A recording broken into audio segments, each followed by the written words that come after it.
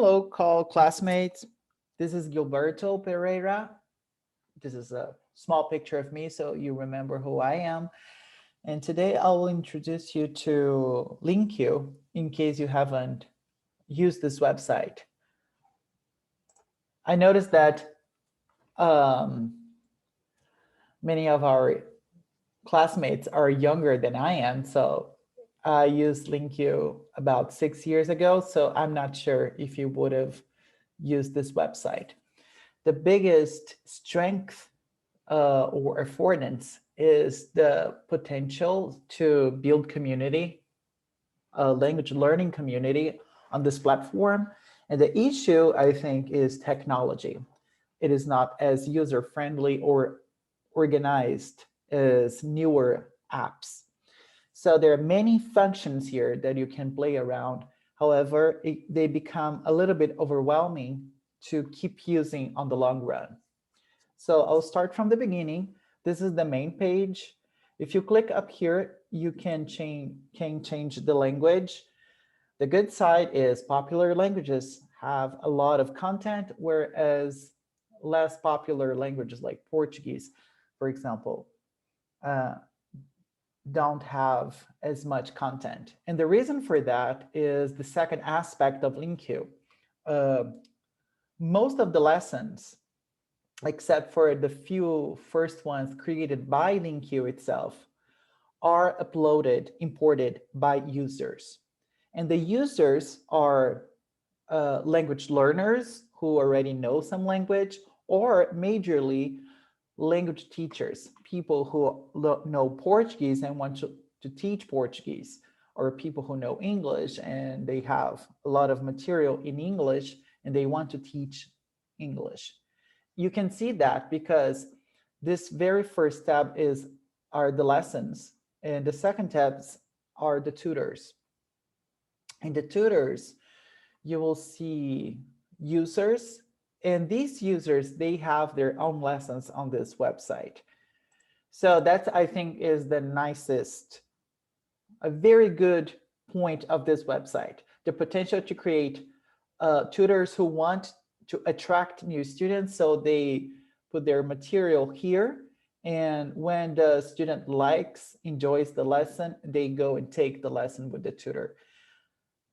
I don't know why that doesn't happen. In my opinion, it's because it's not as easy to navigate through this website as newer applications like Duolingo or Babel, where they have more investment in technology. So let's start. Let's start here with the very basic. So here you will find different levels of material. When users upload their content, they tag the content in the level that they think it is appropriate to the learner.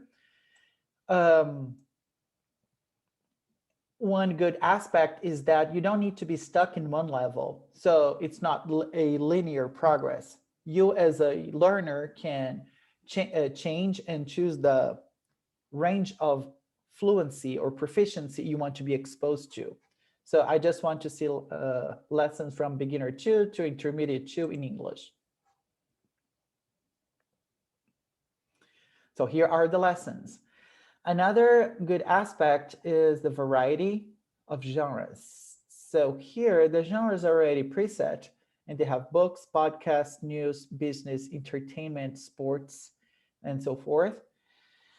These genres have the potential to create subset of communities, people who are really interested in sports and want to learn English. They can be exposed and create content just for that. Another possibility is that you can browse through the guided course if you prefer. So beginner 1, beginner 2, so you can have a more linear approach to the language. Now I'll show you how all the lessons are formatted and structured. Let's open this one.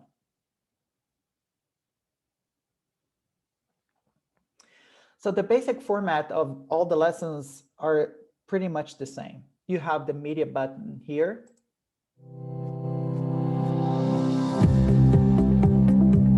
In southern Italy, and it's a chaotic. As you can notice, the language is recorded by the users, and lots of the material are authentic, which is a great point.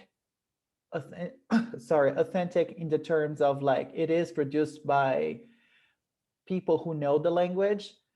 But the problem is sometimes is quality of the material. So you're exposed to people with different access to technology. So some people who don't have the nicest equipment to record their lessons, they won't have as much quality as lessons that are professionally made, which is fine as long as it is you're not paying for it. I think it's totally fine to have these differences in the in quality of the technology used. Another aspect is all the transcription of the audios are down here, and the blue words are words that you are in theory, like in theory you don't know it yet. Let's suppose you don't know the word fascinating. Fascinating. And you can see here the dictionary on your right side. And that is the thing that attracted me to LingQ, was like 5-6 years ago.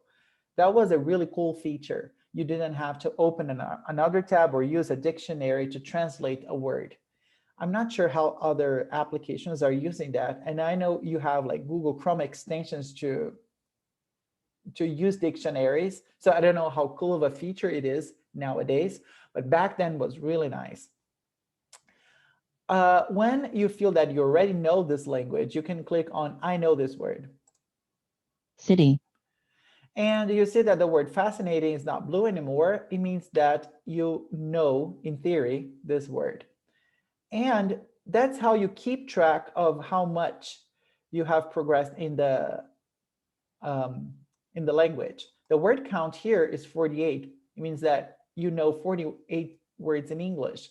And the more you click on the words, Today.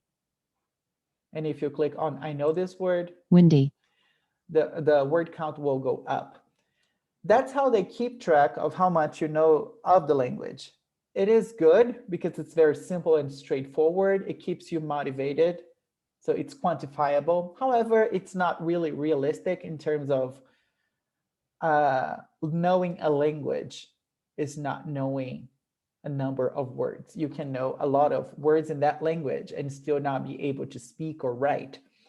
So that would be the downside of using vocabulary as the only metrics to know your progress in that language. Going back here to the main page, you can also sign up for a challenge, like how many words do you want to learn today and how many hours you have for that. And here is the statistics of the challenges you've taken.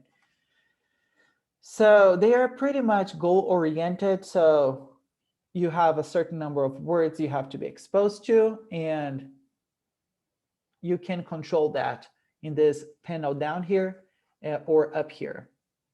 If you know, like, for example, if you are learning another language, you can also see how many words. I just clicked on Portuguese and learned one word as an example for you to see that the number of words in that language will show here. The problem, this is another issue I have with this website. It's really well developed in English, but in other languages that are less popular, you won't have as much material, and LingQ hasn't really developed that. And the reason for that, I believe, is that they want to be community-based. So if there isn't as much demand for that language, there won't be as many tutors, and as a consequence, there won't be as many lessons. English, of course, because it's a more popular language, you'll see way more content. I think this website is used by older people. That's another suspicion I have. Older, I mean like people my age or older. And that could be also the reason why English, French, and Spanish are the only developed language in terms of lessons. Another interesting aspect here is that you can like the lesson. So the lesson that have more likes are lessons that you are more likely to enjoy. And here you see also a percentage. And that here means that there are 236 new words in this lesson. And that the cool part is like 236 new words for you, which means that 94% of unique words. So you can foresee the challenge before you click on the lesson. So here would be an easier language for me because there are 81% of unique words. Overall, you see that this website has a lot of potential, and you can interact with the lessons that people upload here. You can create a community by uploading material that you have or material that you produce yourself. You have different genres here, so it's a real great potential for English for specific purposes, or create subsets of communities like people who want to learn English and are interested in sports. However, the organization of those great ideas are very convoluted, in my opinion. And it's hard actually to keep track of that on the long run. And you kind of get motivated after a while. They do have, I have to be fair, that this is platform on the website, but they do have their applications for smartphones and tablets. And I've noticed that they've been investing a lot on the user friendliness on that part of the on that format of LingQ. So if you go to their apps will look way more organized and user friendly than here. Also, my lessons are the lessons that I've already started. And this bar here, I haven't done much of any lessons. I just created this profile to show you how it works. But it would show here on a green bar how much of that lesson I've taken. And you can see like you have TED Talks, you have lessons that are recorded by people, you have people who are interested in geography. So the authenticity of the lesson is also, are a great point in this website. And I'm sorry if my tour in this platform is not organized. I think it sort of reflects a little bit of my issue with this website that doesn't have as neat organization as more updated and more modern applications. So I hope that you enjoyed it and someday you give it a try, because what I like about it is that most of the things here are free. Of course, they want you to pay for something, but you don't have to. And I do admire that in their initiative to make it free, the content. It shows an ethical approach to the material development, because these contents are being created by people. So it should be free if the person made it available for free here. So that's all for today, and I hope you enjoyed it.